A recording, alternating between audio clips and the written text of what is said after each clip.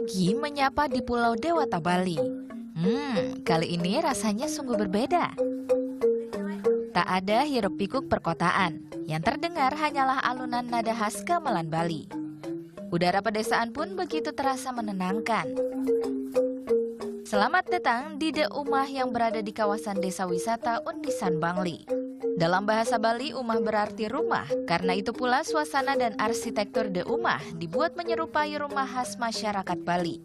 Beratap tinggi dan kaya akan ukiran cantik. Setiap pagi satu kebiasaan yang akan selalu dilakukan oleh umat Hindu Bali, yaitu sembahyang. Nah, sekarang saya akan belajar membuat salah satu bagian penting dari persembahyangan umat Hindu Bali, yaitu canang. Canang adalah simbol ucapan syukur atas kedamaian dan permohonan perlindungan kepada Yang Maha Kuasa. Komponen yang dipakai pun semuanya berasal dari alam. Alasnya terbuat dari daun kelapa muda, isinya bunga warna-warni. Bunga-bunga ini harus diurutkan sesuai dengan arah mata angin. Bunga putih ke arah timur, merah ke arah selatan, kuning ke barat, dan bunga berwarna gelap ke arah utara. Ya, sebuah canang cantik ini dipakai oleh umat Hindu Bali sebagai persembahan kepada Ida Sang Hyang Widiwasa. Nah, yang paling penting dari sebuah canang adalah ini dia, ini porosan, yaitu simbol dari Trimurti, Wisnu, Siwa, dan juga Brahma.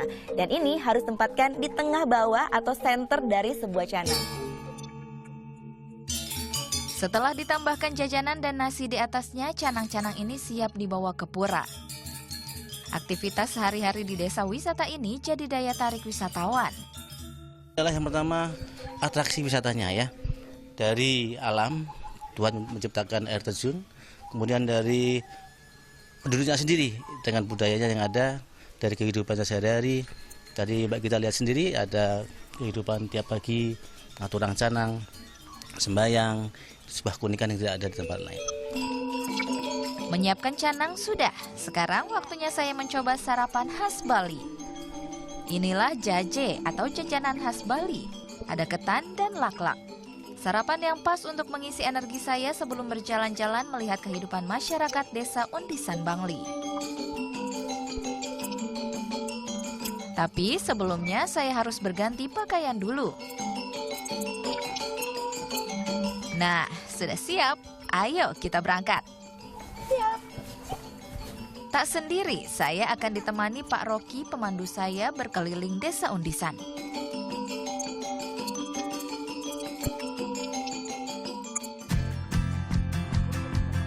Sebagai desa wisata, Undisan menyimpan banyak potensi industri rumahan. Salah satunya kerajinan bunga perak untuk mahkota pengantin Bali. Satu mahkota indah ini akan dijual seharga 2 juta rupiah. Sejak dulu desa Undisan memang terkenal sebagai salah satu pusat kerajinan perak, kuningan, dan tembaga di Bali.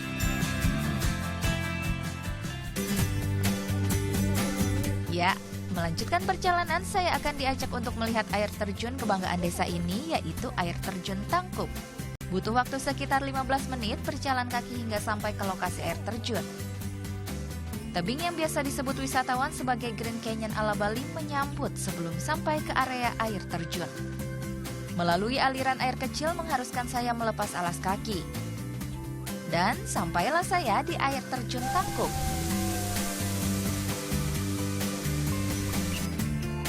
Air terjun Tangkup setinggi 15 meter. Tidak berasal dari sungai, tapi air terjun ini langsung dari mata air. Air terjun ini dianggap sakral dan biasa dipakai sebagai tempat upacara pembersihan atau melukat. Karena itu dilarang keras untuk membuang sampah sembarangan di sekitar air terjun.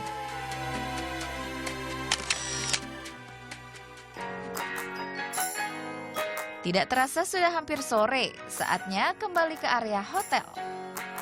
Namun sebelumnya saya diajak mampir untuk melihat tanaman obat yang ada di sekitar desa Undisan. Pohon kunyit yang sudah cukup matang siap dipanen. Yap, kali ini saya akan diajarkan membuat jamu khas Bali atau yang disebut loloh. Kunyit yang tadi dipanen dibersihkan dan dikupas terlebih dahulu. Lalu tinggal dicampur air dan disaring. Tambahkan madu dan jeruk agar lebih segar. Jamu kunyit ini ternyata sangat baik loh, sebagai antioksidan juga membantu kesehatan pencernaan.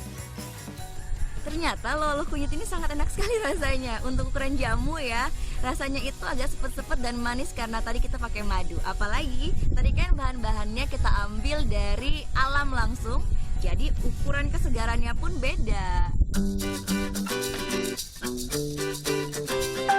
Sejak awal konsep yang diterapkan oleh pemilik The Umah adalah pembangunan desa. Kegiatan ini juga dipakai sebagai sarana promosi Desa Undisan sebagai salah satu pilihan destinasi wisata di Pulau Bali. Tidak hanya Bali Selatan saja. Jadi kita berharap bahwa turis itu datang ke desa kami, sehingga mereka bisa melihat the originality daripada Bali itu sendiri. Jadi mereka akan merasakan off the beaten track, tidak hanya artificial. Ternyata Pulau Dewata Bali masih menyimpan banyak hal menarik lainnya yang patut kita coba. Tidak melulu tentang pantai saja. Dan lengkaplah pengalaman wisata Desa Undisan saya dengan bersantai menikmati tenangnya persawahan hijau yang memanjakan mata. Gita Natalia, Andi Setiawan melaporkan untuk NET.